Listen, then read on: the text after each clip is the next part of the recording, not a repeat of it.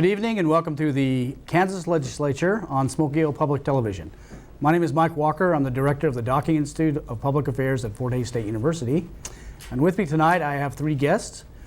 On my immediate left is Senator Rick Billinger from District 40. He's from Goodland.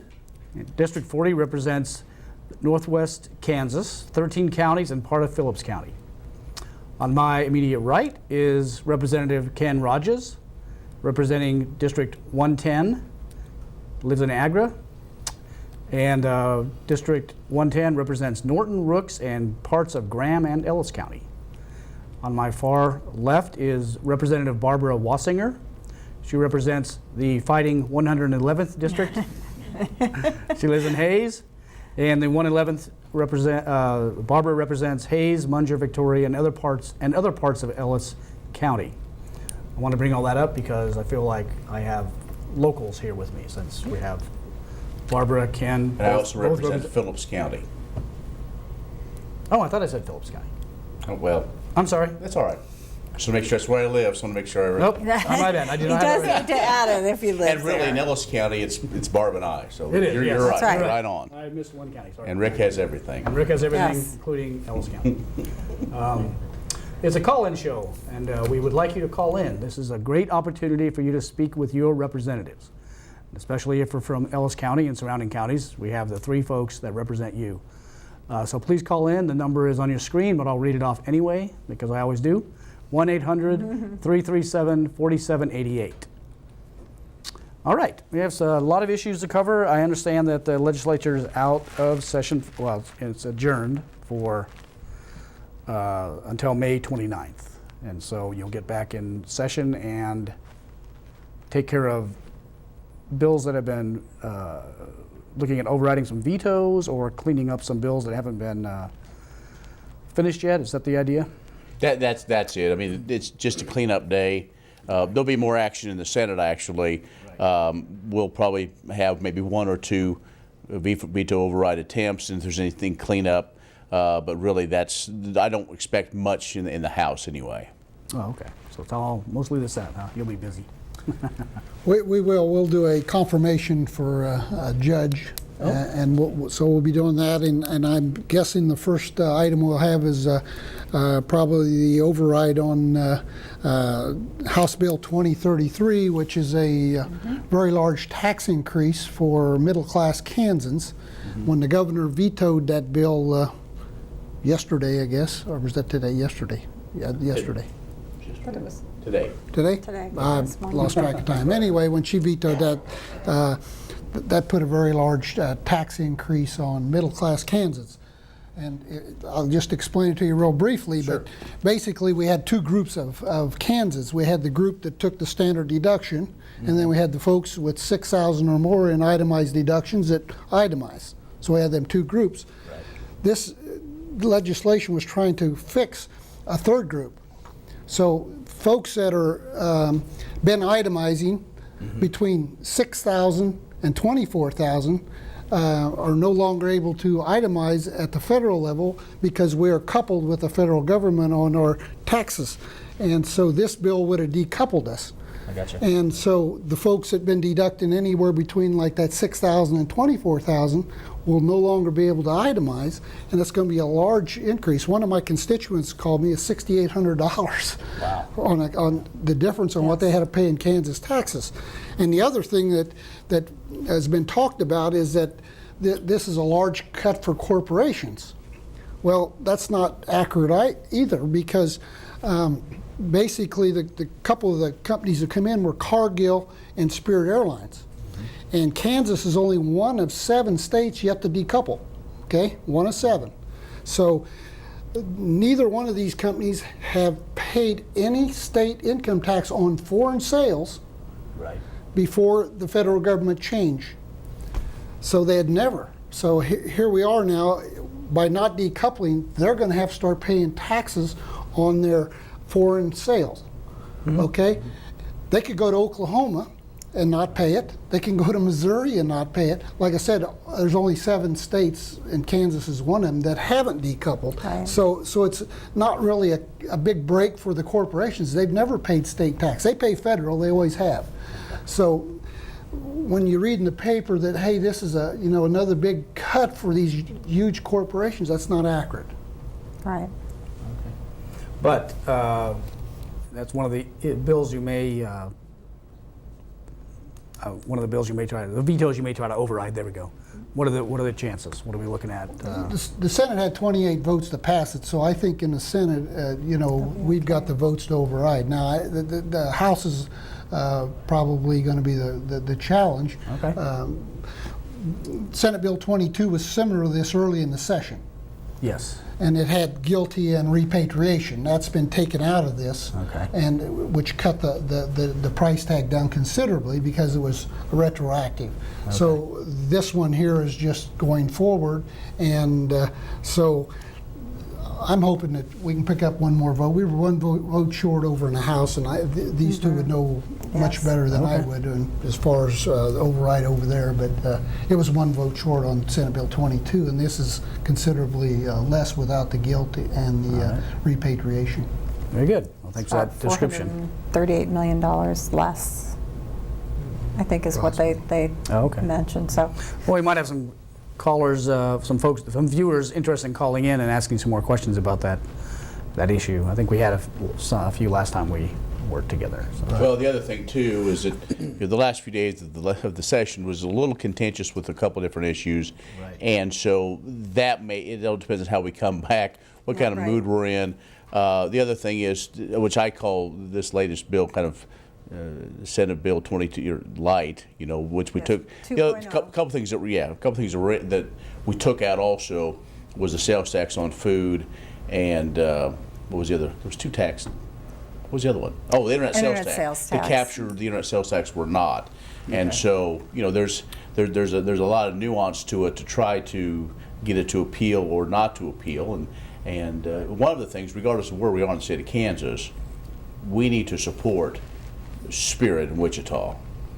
They employ a lot of people. Wichita's largest employer. This is a company that was formed out of when Boeing left, and those are high-paying jobs, and so it behooves all of us to support that.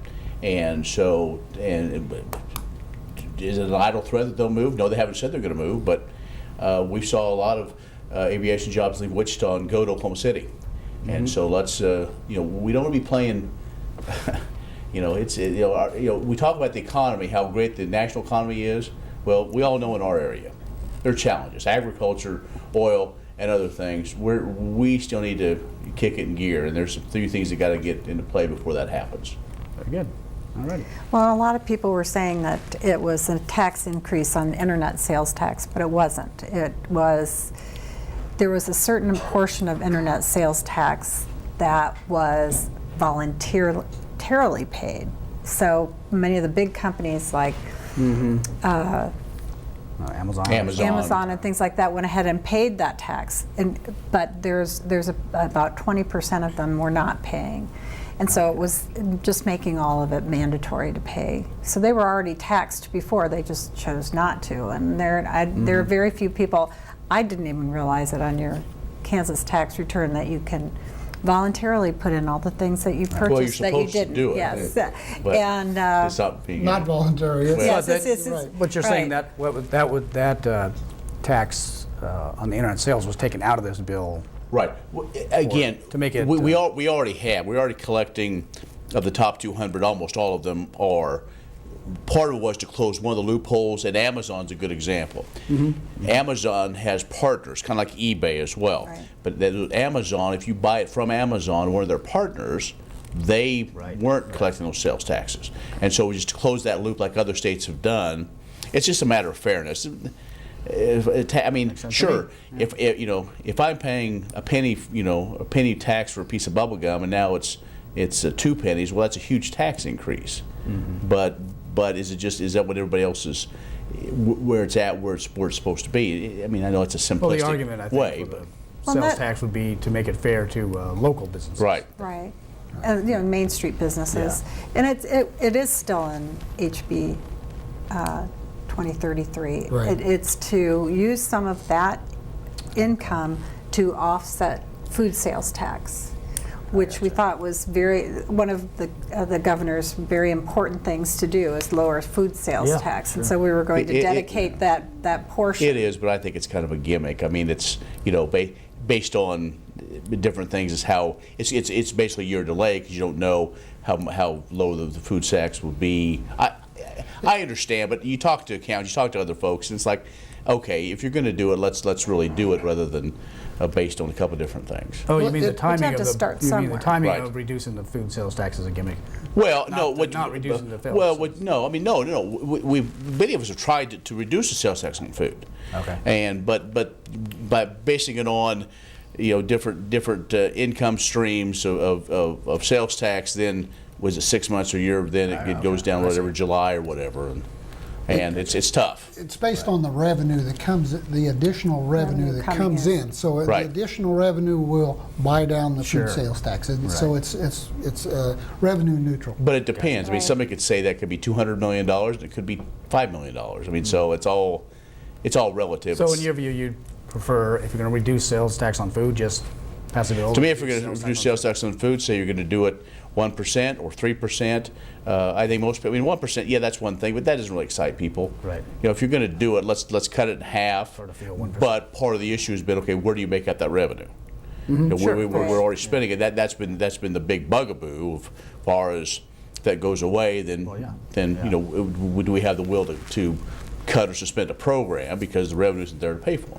That's why it's ratcheting down. Right. It goes according goes- to Right. what the revenues receive. thought was will appealing. offset it. Yeah, Yeah, that- I do that could too. be I it. like the ratchet.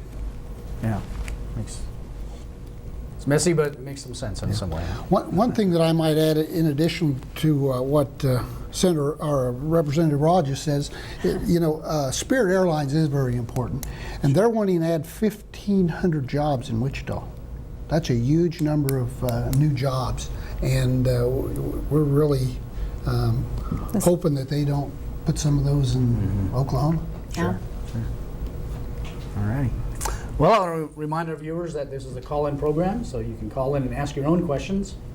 Again, the number is 1-800-337-4788. I'm not sure where I am. Here I go. I have some other points we can discuss, but unless you want to. Okay. All right. Okay. I got some highlight areas. I know that Ken, you're the chair of the House Higher Education Budget Committee. Barbara is a member of that committee. Correct. So it makes sense for us to discuss higher education budget, I think, for a little bit. Can you give us an overview of where we are with the budget for higher ed? Well, higher ed, their budgets were added to, and I have to look down here and see exactly what the amount is. Sure. And the 2.5% pay increase is involved with the Board of Regents.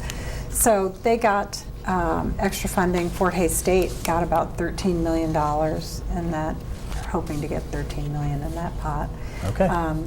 But it's hard to, you know, the K through 12 takes so much of the pie. It's hard to bring their income up so much at the same time, because then we're limiting our funds. So What we did, something we haven't done in a while, is we're able to increase the funding to higher education, not only our Regents institutions, but our community colleges and technical schools, as those are becoming more and more important to educating Kansans. What we ended up doing, the total package is about $33 million. And that's additional, about $20 million additional dollars going in. The cuts were made in 17 were restored. Right. And a couple other other programs also restored, and then additional money, and then that goes to the Regents through a formula. One of the things that because of that at Fort Hays State was the Regents, in fact, this week approved a master's program in social work, right. which is something that they've been working for. I think it's vitally needed, especially for Western Kansas, but really and for the whole schools state. really need it. Right. And so we've made some progress. You know, what the Regents requested, what they got, we're still miles apart, but I believe our committee and the legislature, both the House and Senate, showed a good faith effort to say let's work together. We'll make investments. It's a good investment for the state of Kansas, but also this week most of the institutions came back and made their plan for tuition, Fort Hays did not ask for tuition increase. Pittsburgh State asked for a small one, KU 1%, K-State a little higher. So we're kind of discussing that of how we move forward. You know, we had kind of a not even a handshake agreement, a understanding, if you will, if some of these dollars came in, that we would work hard to hold tuition. And because I think that everybody has said, that's what we want to do. We want to make sure that college stays affordable for Kansans. We talk about students going other places, and tuition, in-state tuition goes up, out-of-state tuition is going down. You know, out-of-state students are going down because we want to recruit those folks in. Well, let's have the folks from home find that value. And the value is at Fort Hays State. And again, not to be a cheerleader for that, but they have proven year in and year out that they get it. They do the right things, and it's shown in growth. And in today, their graduation, I mean, the numbers continue to go up. Kids are getting their degrees, or adults, if you will. And then tomorrow we'll have some young folks, and they're getting out in 4 years and becoming employable citizens, and they're taxpayers. I mean, what more do you want? Very good. Very good. It's also important to realize that the Board of Regents also oversees community colleges and technical schools. So that's more money. There's a huge need for tradesmen right now, as well as college-educated students. So it spreads the money out quite a bit. Very good. Before we get, go ahead real quick if you want to. We have a caller. Well, I was just going to say, one of the things that when we did negotiate the budget was that there was a pretty good understanding that if we put the additional in, which we did, that they would try to hold the line on tuition. And Fort Hays did do that, but some of the others did not. So there's a little disappointment there in our Ways and Means. Well, at least you're all representing Fort Hays, so we're good here. All right, I think we might have a caller still on the line. Nick from Victoria, if you're still there, please go ahead and ask your question. Yes, you guys were just recently brought up the issue of social work shortages in the state, and there's been some recent discussions just today about lack of compliance by the contractors the state has hired with DCF to manage the foster care system. And this is not a new issue. This has been going on for years. And I guess what I'm trying to wrap my head around is what sort of accountability is there for these contractors?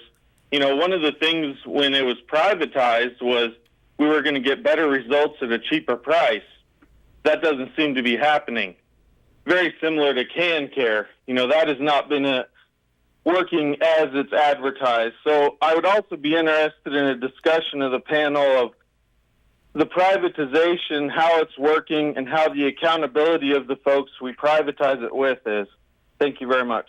Okay, very good. Thank you very much, Nick.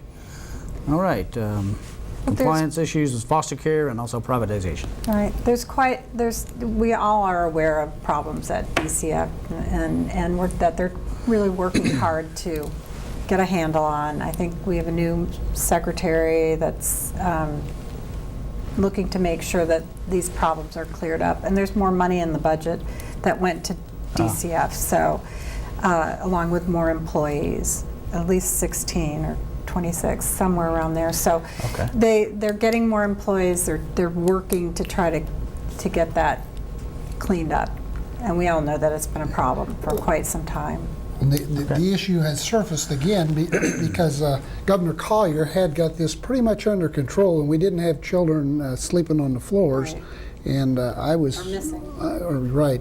And this morning I was made aware of the fact that now we have children sleeping on the floors again. So I think, you know, I'm not sure what kind of changes we made there, but evidently we're going backward. Since because at the end of Governor Collier's, we had pretty much cleared all that, and I was very disappointed to find that out this morning, that we have children sleeping on the floor again. So whatever changes the new administration has made evidently made it worse. Yeah, I can see that. But if we had children sleeping on the floor before Collier's term, maybe that was a bump in the good direction, and now we're back to normal. in a bad way. Well, I appreciate the call, and I think, I've been one that has been a little skeptical of some of the privatization. Understanding to save $1, but again, we're talking about some of the most vulnerable citizens of the state of Kansas. We worked hard over the last few years in foster care. I was not serving that committee, but I know other legislators that served on task force to come up with a recommendation. It's a process. It should be solved overnight, but it's not. And that's what's disappointing. And in situations like this where one of the things is we need more foster families. It's just that simple. But we also need to make sure that our house is in order at the state level before we go out. And I think there's going to be some changes. It's just taking much slower than should. Secretary Howard, she's doing double duty. She has 2 agencies, and so can they get it handled? I mean, they have to. They have to, and so we have a Service Center in Phillipsburg that continues to do great work. The folks, our state employees, do a great job, and but I think that's one thing we learned in appropriations is that the social services budget committee, even social services and children and seniors committees are working on this, trying to find some solutions. Has there been some pushback? I won't necessarily say that, but it's just the process to go through everything is just taking so long, and it runs so slow that when things like this pop up again, it's a flare up, and we need to get beyond managing, basically managing by crisis. Is it safe to say that while privatization of different government agencies seems like a great idea, but maybe we need to be careful in going in some directions? Clearly, they need more oversight for some of the private companies that are doing this, and I think there's been a lack of oversight on that. Right. So maybe that's the start, and so that you don't have kids sleeping on the floor, because we do need to take care of our children, which is our future.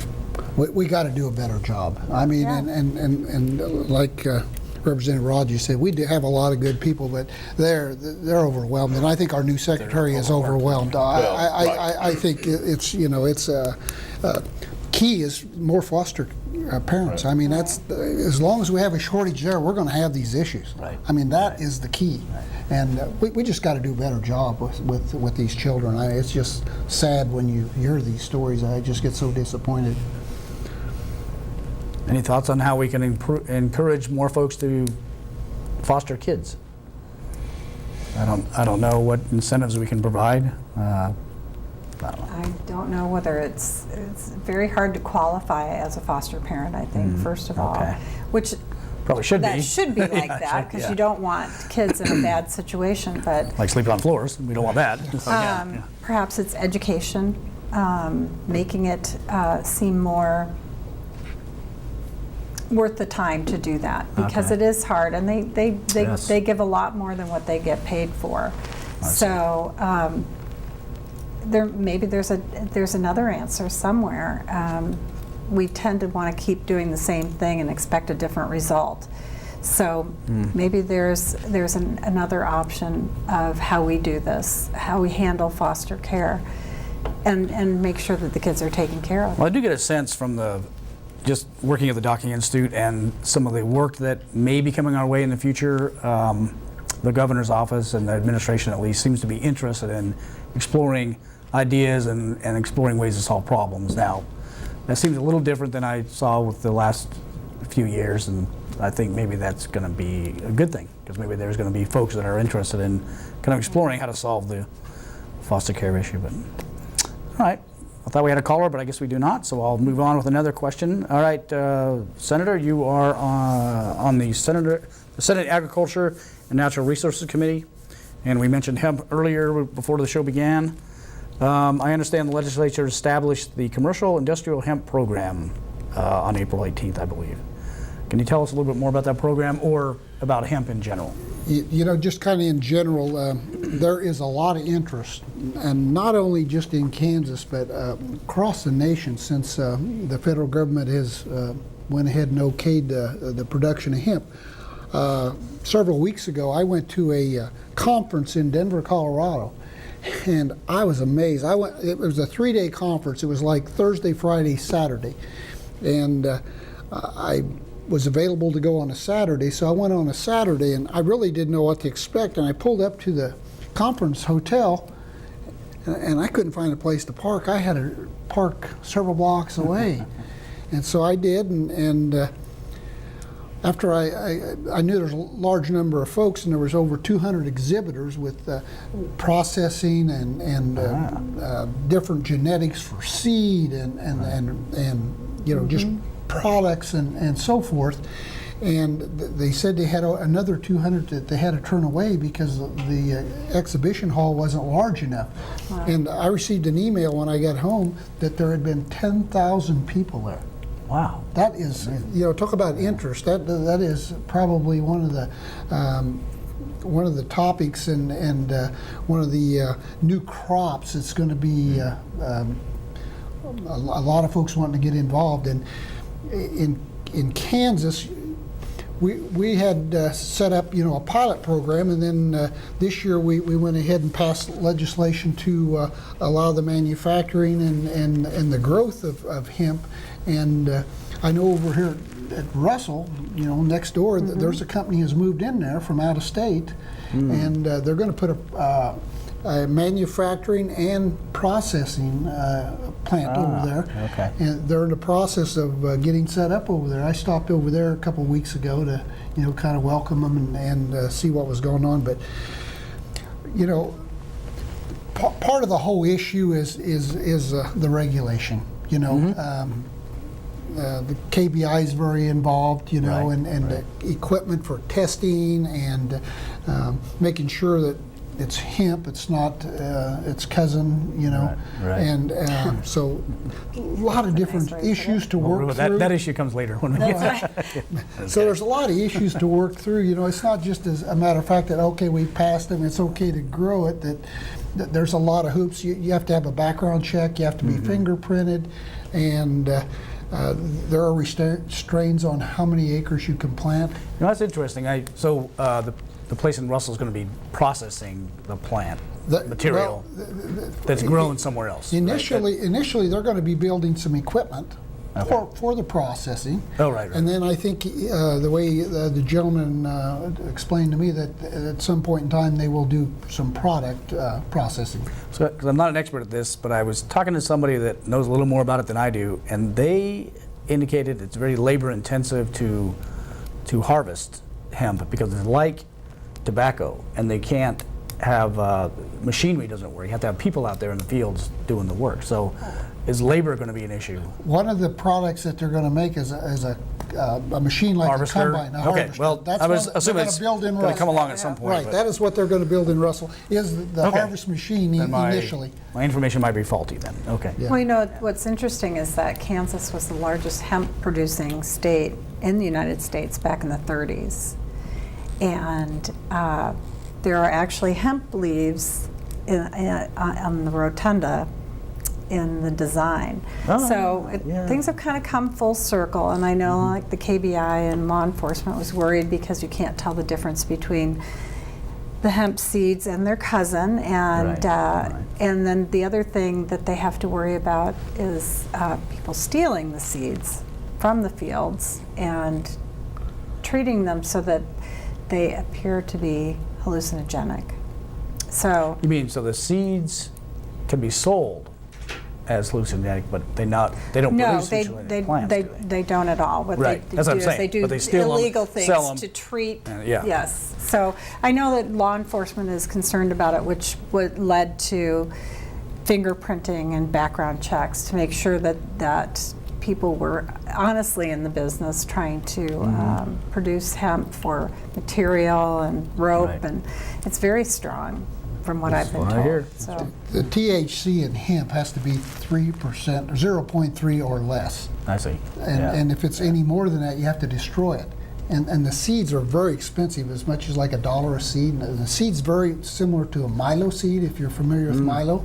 It's very similar to that. And there's 2,500 different products. I mean, one of the things that I seen at this conference was a bicycle frame made Really?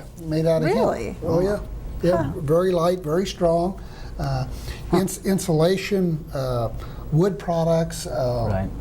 plywood and 2x4s and just Wow. plastics like countertop plastics like Formica type Right. products.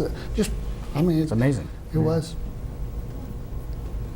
Well, and I hate to be the Debbie Downer of this deal, and it's true. But I think in some of the producers I've talked to, they're excited about it.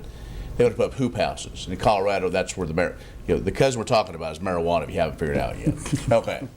So, but some of these producers. You said the word. Yeah, I did. Hey, that's all right. It came right I out. don't know how to spell it. But the berries that are grown, the CBD oil. Right. And that's Right. where That's another whole- the big money is. And so I think you have several different groups. You have folks that really think this will help small farmers and the next generation of farmer and have another crop.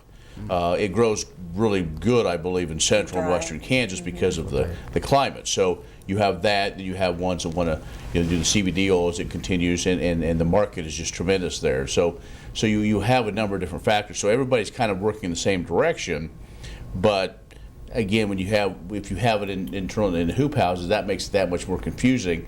And in fact, I looked out yesterday morning.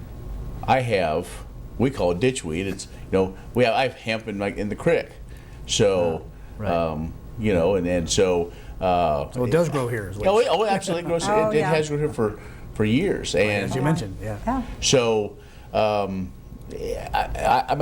think it's great. I've been supportive of it up to this point. I think Russell County's done a great job in trying to lead that charge, and they should have some of the reward. A lot of those guys have taken a lot of risk to get it started, so that's fine. And I know a lot of folks have Representative Johnson, Representative Waymaster both sat on that committee that approved some of those those growers, and so it's a matter of working with KBI and others, and then we just have to be patient.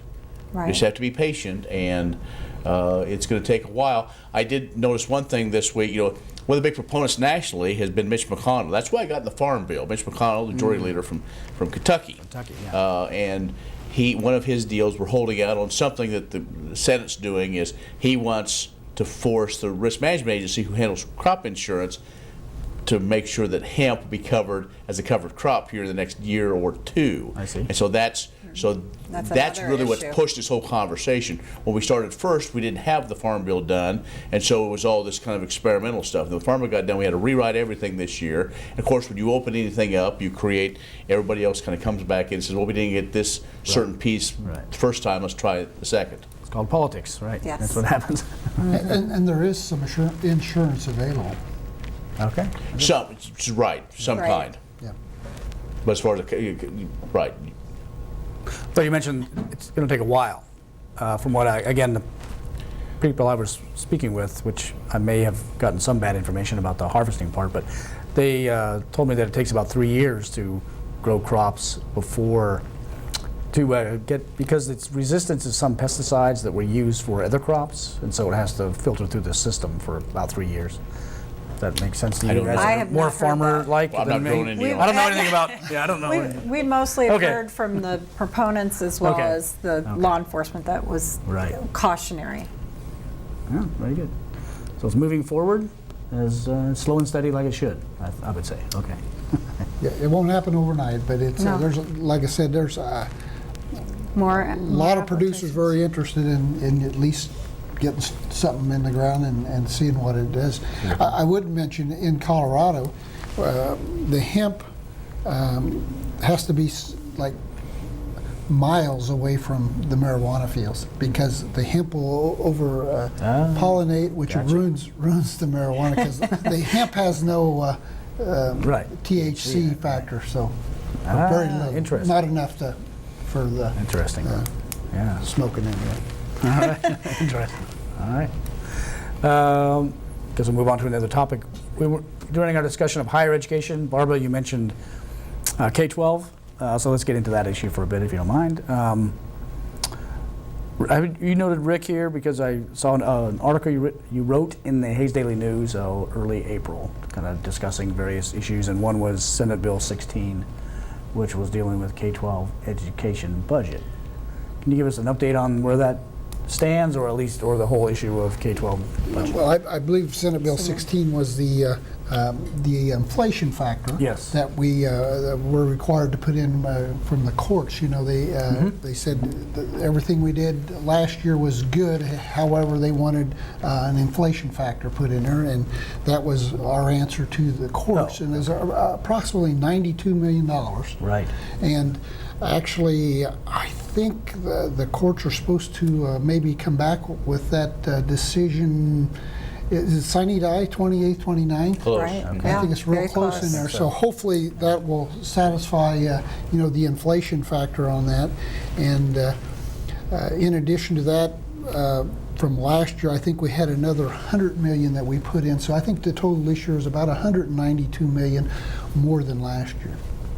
Very good. All right. In addition to last year, I guess is the way to put that. Yes, Yeah. increase in one. Right. Yep. Anything else on the K-12 you want to discuss? No, we've given them our best offer, Okay. waiting on the courts, which apparently seems to be typical for the legislature. It's Yeah. not anything new. Right.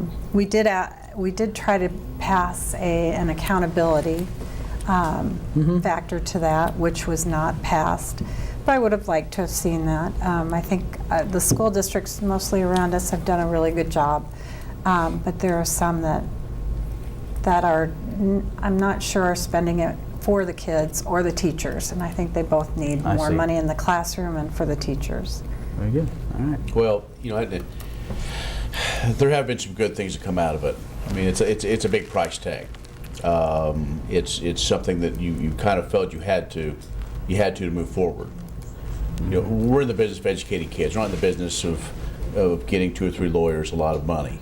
And I don't know if that's where their heart is. But I can tell you this: I represent 10 schools from 11, I guess, from Hayes, a 5A, down to a bunch of 1A schools. Yes, right. And I went and visited all those superintendents, almost all of them, if not, you know, some folks there are school board members when we came back to finish the session. Okay. Every one of them used those for teacher pay raises or enhancements in the classroom.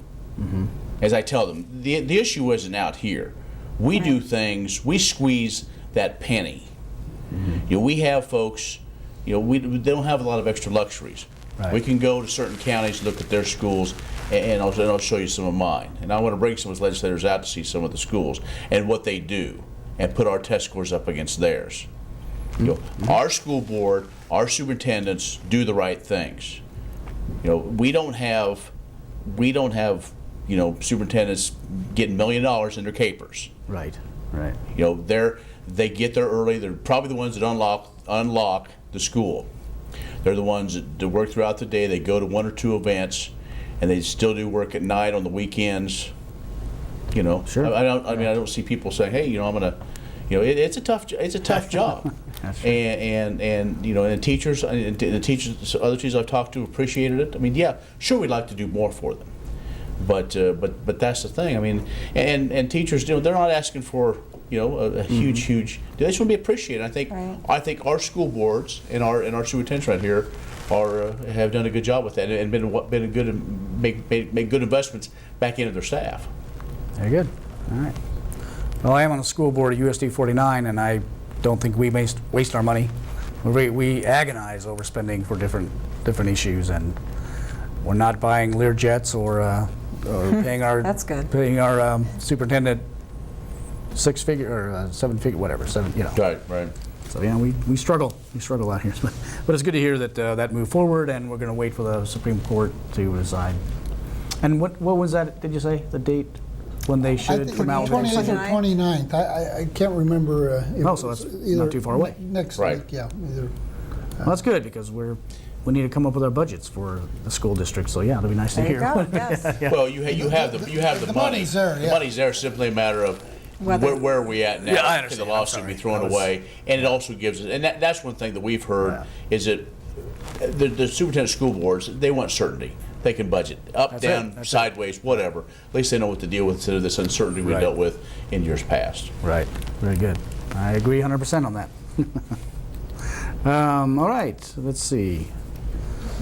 Capers was a big issue. I think that might have been resolved since we put the money into the CAPERS program. Do you want to add anything about that? Well, I just real briefly, in case there's folks that don't remember exactly what we did, but one of the first things we did when we returned in January was we passed Senate Bill 9, which dealt with a missed CAPERS payment. In 2016, we missed our fourth quarter CAPERS payment, and we made a promise that we would make that in 18 with interest.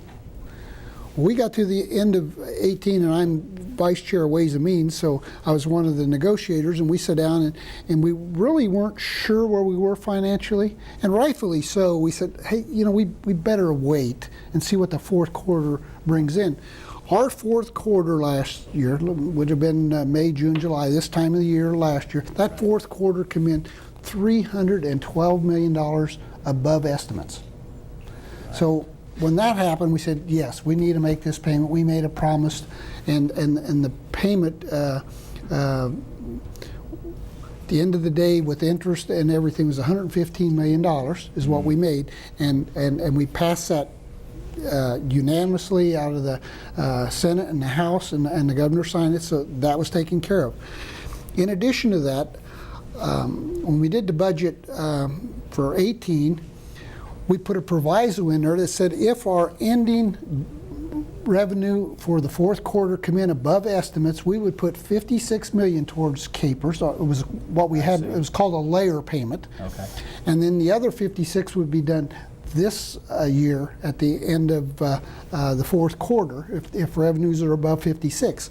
Okay. Well, when we got into the budget, there was a mistake made by the Department of Education, an honest mistake. It just they had overfigured the amount of the CAPERS payment. Okay, nice. And so there was $51 million for the next 2 years that was figured in there extra.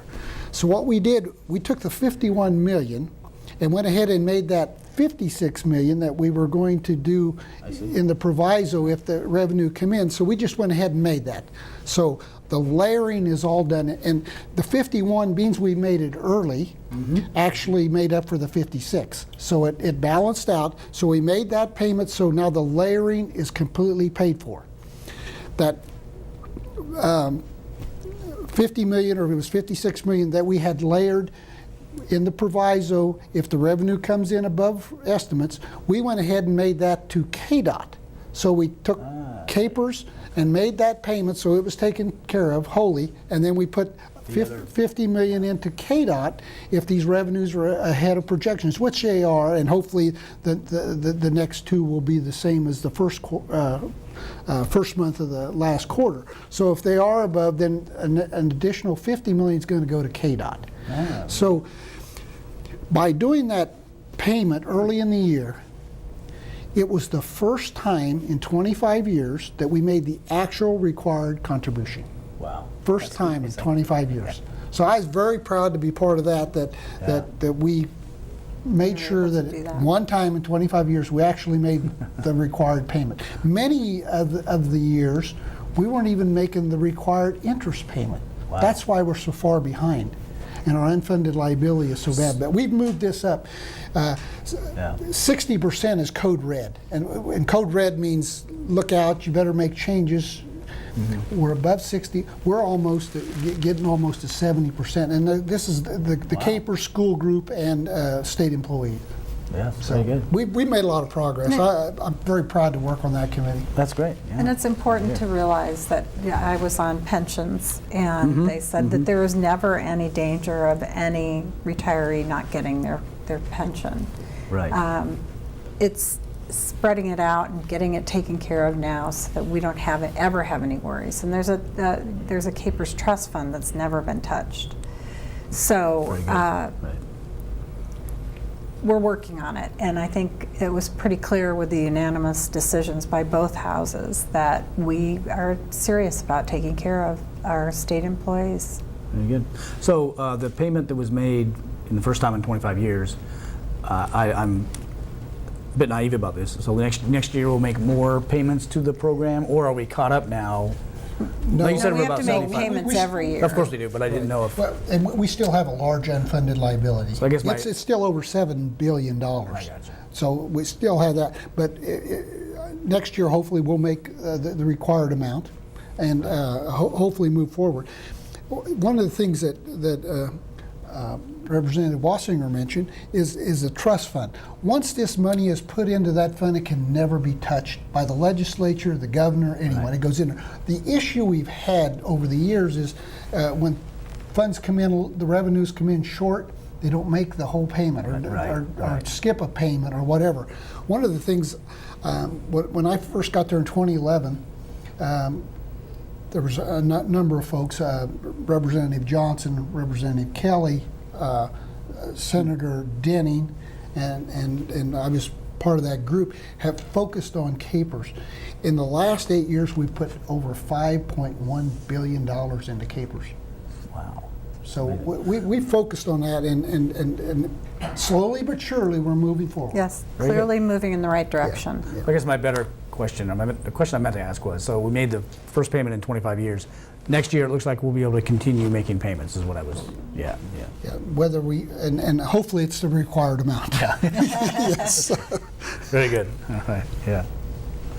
Well, let's also keep in mind, it's a great headline, and it gets retirees up in arms. But as Representative Wasinger said, I mean, the money that's put in there, it's every state is unfunded mandate. It's not short. So Sure. As far as that the current retirees happen, you know, California, New York, those are, I mean, they're billions in arrears. You know, Chicago or Illinois, I guess, Yes. once they're looking at taxing their state pension plans, you know, which is this. But as far as back to your case, can we make the full payment? Well, we hope so, but Yeah. we're dealing with your budget, so we'll have to wait and see. But and you're right, it's safe. It's put away. But if we continue not making payments for another 25 years, No. There were always payments made. It just wasn't the total required payment. There's always been payments made. It's just been well, of course, either I'm sorry. delayed or yeah. So no, there was just the deal was it was actually the full amount was paid when it should be rather than piecemealed and little bits at a time. Down the road. One of the points that I will make also means Senator or Representative Rogers brought this up, but in 2011, Kansas had the second worst state-funded pension plan in the country. Now, you mentioned California and Illinois. We had the second worst funded pension plan in 2011. Wow. Yes, that's how bad it was, shape it was in. So to give a little perspective of And it was. where we were and where we've tweaked some of the guidelines for capers. They're at about that time, late, you know, the new millennium, we were investing in stuff we had no business investing in. And so Alan Conroy, who now is the lead of capers, is a guy that I would trust, you know, and he's done a great job in putting the money in. So you bet. Very good. All righty, we have about 10 minutes left, or about 9 minutes left now. So if folks would like to call in, 1-800-337-4788. Now's your chance before we wind things up in about 5 or 6 minutes. So call in now if you'd like to ask your representatives and your senator a question. Ken and Barbara, you both signed bills, I think, recently supporting the KJAG, the JAG-K program. Mm-hmm. Do you want to explain a little bit about that program, or do you know enough to say something about the program? It's an educational program, Mm-hmm. and I'm sorry I don't have the details of it, okay. but it's certainly is it for the kids of That's okay. I know a little bit about it. I know a little bit about it, but more about it than. I thought folks would like to hear about it. Yes. In my opinion, it's a really great program. Mm-hmm. And I've watched this a number of years in Dodge City. Oh, okay. And some of the students they're buying in, they're learning a lot of really good life lessons, and things like how to present yourself and as far Maybe as write a resume, do a right, presentation. these type of things. applying for jobs and just things like that. it truly turns some of these kids' lives around. Some of the kids that I've watched, it actually kept them in school, and they graduated. Right. And Hayes started a program this year. Goodland started a program this year.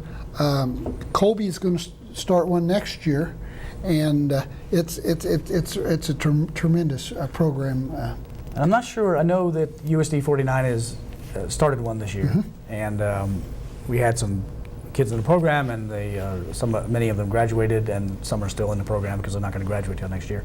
But I think it was we had to put a small investment from the school district into it, but I think it's grant funded primarily. So it's money coming from outside the state or maybe inside the state, but not state money supporting a program. So I think it's really good for people to hear about that. Lot of federal money. Yeah, yes. Yeah, it's It also federal. helps good. with those kids that are falling through the cracks, Well, that right. are needing that extra push to not only continue to stay in school, but Seems like a lot of kids Get that some I skills. talked to that were sort of in the program were, they didn't fit the normal routines of school, and not everyone does. And so it was That's the good to have a truth. program that helps them fit in a way, you know.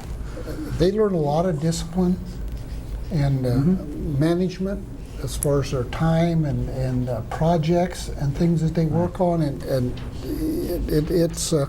it's money well spent. I can tell you that, in my opinion. One of the instructors, or the instructor at Hayes High, said that not all kids are joiners. So not all kids join the Right. soccer team or the football team, whatever. So it's a good program to have folks that can join something. Oh, we do have a caller from Wichita, and I'll try to pronounce your name. Keisha. Keisha. Oh, that's not as hard as I thought. Okay. If you're there, go ahead and ask your question, please. Okay, so there's a lot of kids. But some of the kids are mental, and some of them are not special. Some of them are special. What would you do if the special kids were not in and the smarter kids were in? Oh, can you try to ask that question again? We've missed the very first part, and we didn't hear at all what you. Okay, so there's a lot of kids. But some of the kids are mental, and some of them are not special. Some of them are special. What would you do if the special kids were not in and the smarter kids were in? Okay, I think I still couldn't quite make out what something. are you thinking that, are you asking that The mental kids are not smart, of course, but the smarter kids are in. Could the smarter kids help the mental kids? Oh, okay. I think maybe a program of some type that would help match up kids that are need more help from other kids. Is that what the idea was? I think we had a real hard time understanding what you were saying. I think there might have been some feedback on the line or the TV, but I got the impression she was asking that maybe there's some kids that need maybe some mentoring from other children in the classrooms, which I think would be a good idea. I don't know. Sure, Well, I I- think they do a lot of peer counseling within most of the schools, so Okay, well, we're sorry we really did not answer your question there. I'm not sure I we apologize. can. Paula from McPherson, if you're there, go ahead, please. Yes. I needed to renew my driver's license this January, and I had a very difficult time prior to and after going into the renewal office. I'm thinking that one thing Kansas legislatures could do to help our citizens would be to work on the offices where you renew your driver's license, and also to streamline the process, maybe get new computers, new facilities, because I had a miserable time getting my driver's license, which was revoked for a month because of errors made in the Topeka office. Wow. Okay, thank you very much for your call. I was not aware of that problem going on, so that's good to hear. Okay, we've got about 2 minutes left. Can we discuss driver's license and improving the operation? Well, there's been some improvements made, and I apologize that there was a issue, and I've heard that in some other offices. There's been some new things with the federal situation with air travel and getting some of those new driver's license with the new ID, Right. but chip or whatever is in it. I haven't do license yet, but Yeah, me but. And just trying to make it more convenient. I mean, that's the whole situation, and hours. And one of the things that we're doing is trying to get more things to be done online, which sometimes it's good, sometimes it's not. But we'll bring that up, and first in county, we know what county it is, and just pass that on to the folks at the driver's license examiner's office there in Topeka, and hopefully get it resolved. Seems like these issues are very location specific, if that's the word I'm looking for. When I renewed my license a few years ago in Hayes, it seemed to go really smoothly. So maybe it's just specific offices. Well, some of the things have changed with the right amount of paperwork you have to have. You know, you get in and Well, I haven't done the special but license other yet, things, but you also. know, your birth certificate and some other things, and you know, and I know if you go online, you go to the right website, because there's a lot of kind of websites that don't give you the right information, that look like official and can maybe steer you wrong. All right, very good. We've got about 30 seconds left, so anything else you want to bring up quickly? I was going to get into Medicaid expansion, but I guess we'll have to wait till Oh, it's too bad we ran out of time. I was so ready. we probably can't do that. But I guess real quickly, it didn't pass this year. What's going to happen next year? New session. I can imagine it would not come back, so that'll be something we'll probably do. I think sure it will. I think the Senate's going to have a committee put together over the interim here. okay. And I think Looks like we gotta- come start of early in the session next year, there will be conference committee meetings. All right. and Thank you moving- and Smoky Hills for Yep. giving us the opportunity. Yep, thank Appreciate you very it. much. Have a good evening, folks. Thank you for watching the Kansas Legislature.